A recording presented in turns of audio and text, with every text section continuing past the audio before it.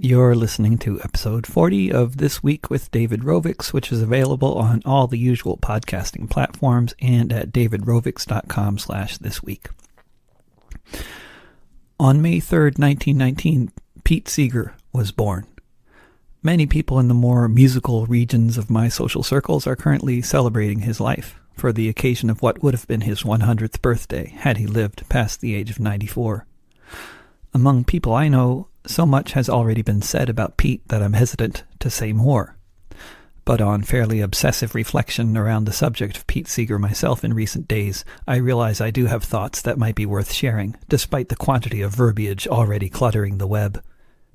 So much has been said and written about him over the course of the past 83 years or so, it's very easy to blend fact with fiction. This is perhaps especially true for people who knew him but only a little. Does reading a book and having a short conversation with the author give you much more insight into the subject of the book than you would have had without that conversation? Probably not. But it's been 6 years since Pete died, and I'm 6 years older. And I'll just say up front here that it's not my deeply intimate familiarity with Pete that makes me feel like I have something to say here. I barely knew the guy.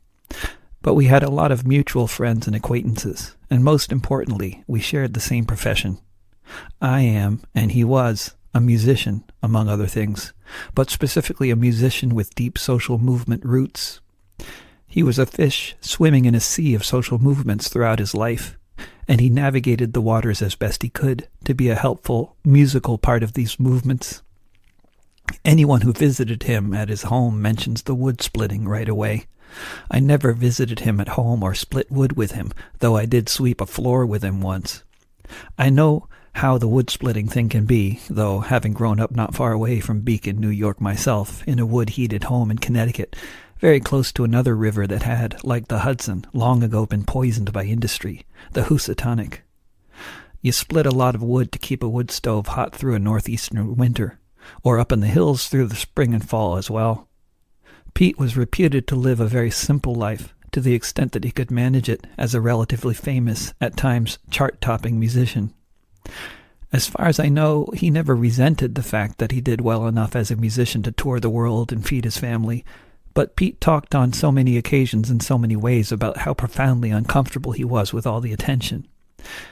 When I was younger, I assumed this was just him being humble, that secretly he really enjoyed the fame and wealth. But later on reflection, it's very clear to me that he meant what he said, and pretty much everything he did in his life as a musician and organizer reinforced his words. Pete certainly believed in the power of music and surely wished music, including his music, would be used in many different circumstances, for the love of music and for movement building and community building of all kinds. But throughout his life, though the spotlight repeatedly kept turning to him, among others, he was working for the movement. By no means am I suggesting that Pete was anything less than a great musician, musical interpreter, and songwriter. He was all three. But his desire to just be an effective musical part of a social movement, and not to be a shining star floating somewhere above the movement, was real. When Pete Seeger was conceived, millions of people were slaughtering each other in Europe in the First World War.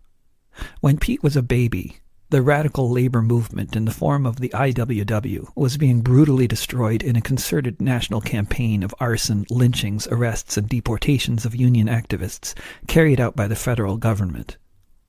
By the time Pete was a preteen, the Great Depression was in full swing, and the heir to the IWW, the Congress of Industrial Organizations, was organizing the working class, this time with much greater success than the IWW had had, partially because the federal authorities under FDR were sympathetic to unions. The CIO was led in no small part by Communist Party members. At that time, when people talked about the labor movement, the term was as inclusive as the term the movement later became in the 60s. It was certainly meant to include the farmers and the unemployed, among many others. By the time he was 17, with the Great Depression still raging, Pete was playing his banjo for the movement. Back in the 30s, Pete and I had a mutual friend named Bob Steck. Bob used to tell me about the movement in the 1930s, which he was an active part of, being a few years older than Pete, and also long dead. The Communist Party of the day focused a lot of energy on culture, what Bob called the culture department. He talked about how while organizing workers into unions was a major emphasis for party organizers and sympathizers, of similar emphasis was the importance of communication, and using music and theater and other forms of culture to do that. The CIO and the Communist Party were building on ideas and tactics that were well worn, used with fairly spectacular success by the IWW, with its most well-known cultural import from Sweden, Joe Hill. When Pete Seeger was taking the subway around New York City, singing for multiple Labor and Communist Party events per day back then when he was a teenager, Joe Hill had only been executed a little more than 20 years earlier. A typical day in the city Pete lived in at that time involved hundreds of thousands of people in the streets protesting against capitalism, often being savagely beaten by police. When Pete was a teenager, many of his friends, including the aforementioned Bob Steck, went off to Spain, volunteering to fight alongside the anarchists there against fascism. Many of Pete's friends never returned home. Many more would die in the far bigger global war that occupied much of Pete's 20s. In the sea that Pete swam in, he was already feeling very lucky to be alive by the time he was a young adult. A child of privilege, but not living in what you might call a privileged time or a privileged position in it, partially by choice, but in any case, long before many people would be thinking of mortality, Pete's friends were dying, fighting for a cause they and he passionately believed in. Call it what you will, Pete disliked labels for his politics as much as he disliked labels for his music. But something involving egalitarianism, liberty, dignity, where everybody has a place to live, enough food, healthcare, clean water, etc., that sort of thing. He would see the lives of many of his friends and colleagues ruined by McCarthy's anti-communist witch hunt, but Pete was, it seems to me, emotionally well-disposed to weather that storm, since he hadn't been looking for the stardom he had just then been experiencing with his first big hits in the early 1950s.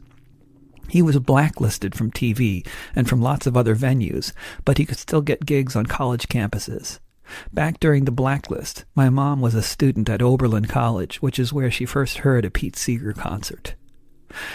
As the civil rights movement got off the ground, Pete was there, naturally, going where the movement was.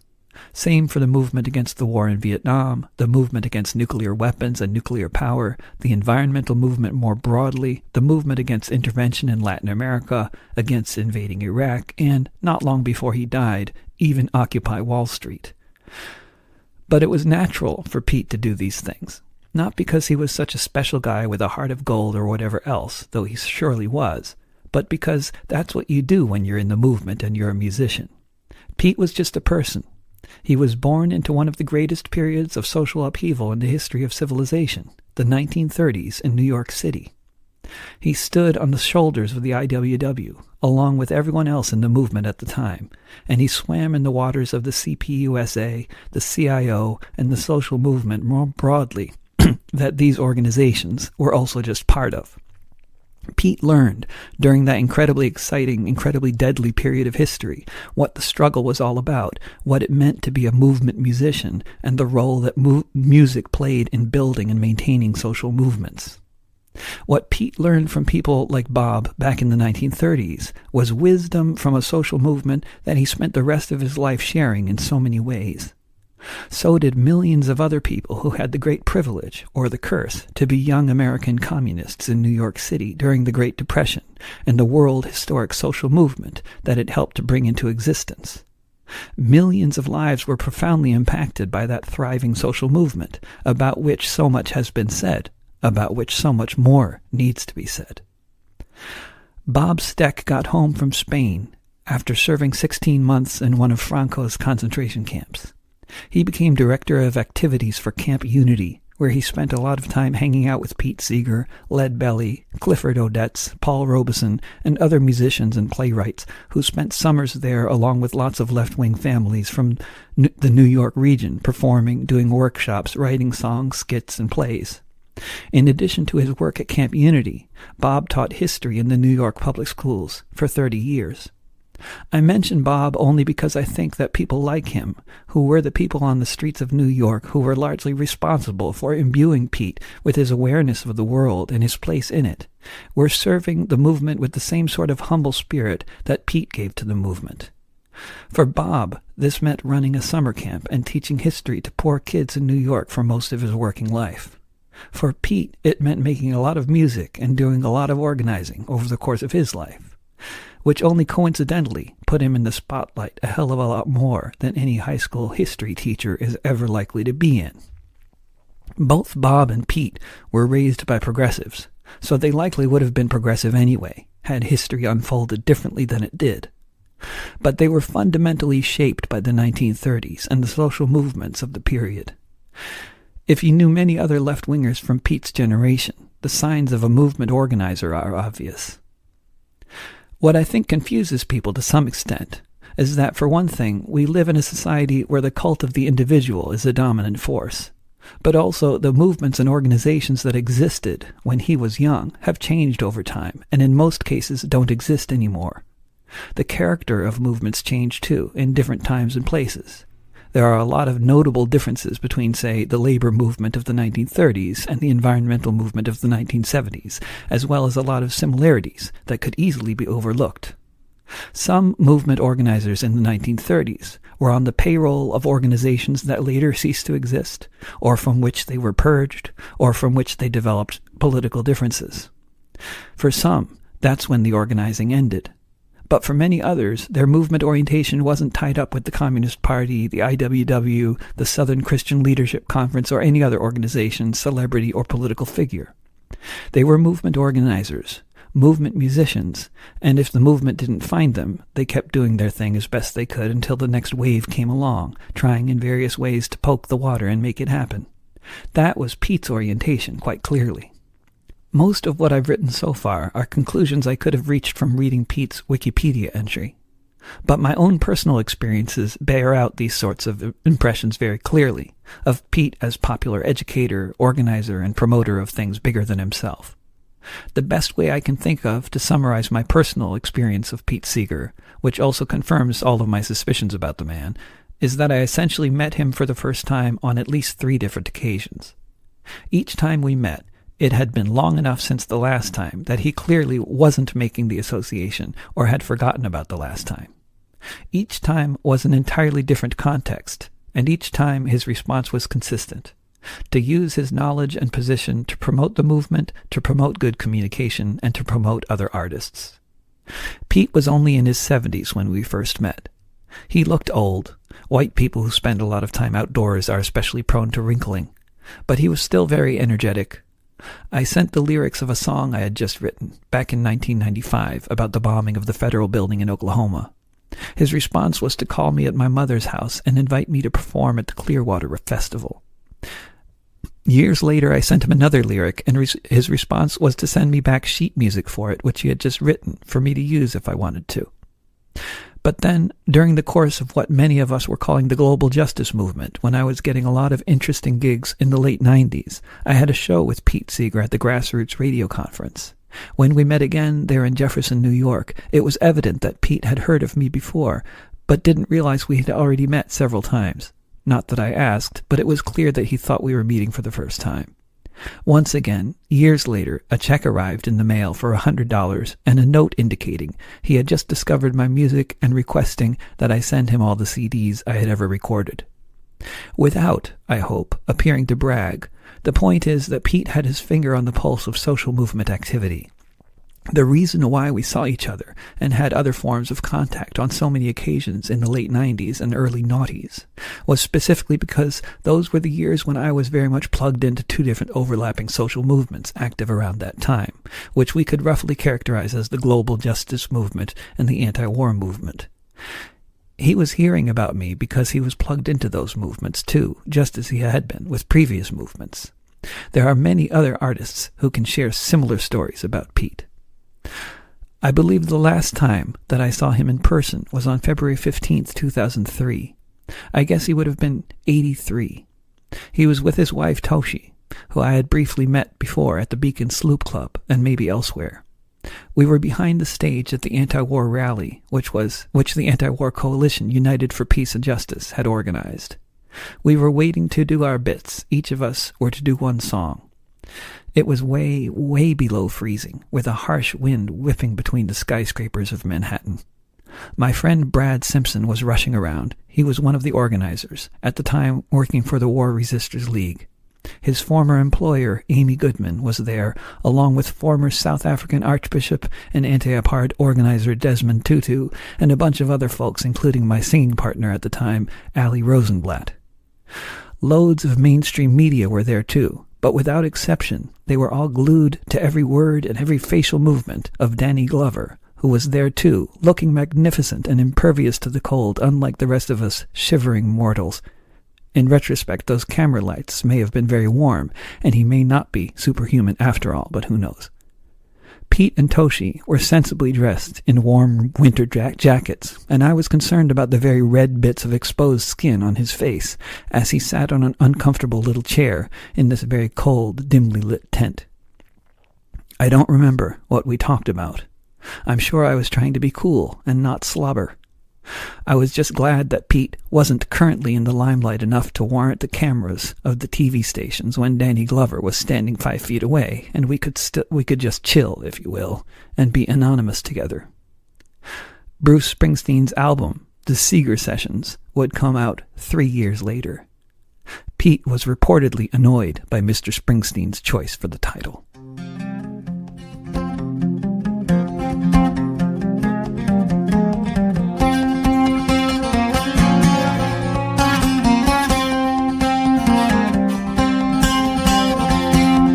Una mattina mi son svegliato, oh bella ciao, bella ciao, bella ciao, ciao, ciao. Una mattina mi son svegliato e ho trovato l'invasor. Oh partigiano, portami via, oh bella ciao, bella ciao, bella ciao, ciao, ciao. Partigiano, portami via, che mi sento di morire. E se io muoio da partigiano, oh bella ciao, bella ciao, bella ciao, ciao, ciao. E se io muoio da partigiano, tu mi devi seppellir.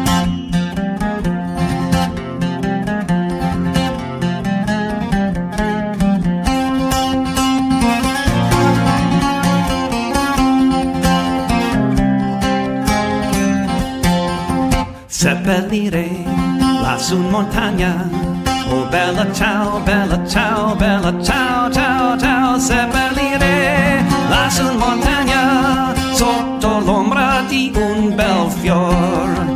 E le genti che passeranno, oh bella ciao, bella ciao, bella ciao, ciao, ciao. E le genti che passeranno mi diranno che bel fior. Questo è il fiore del partigiano, oh bella ciao, bella ciao, bella ciao, ciao, ciao. Questo è il fiore del partigiano, morto per la libertà.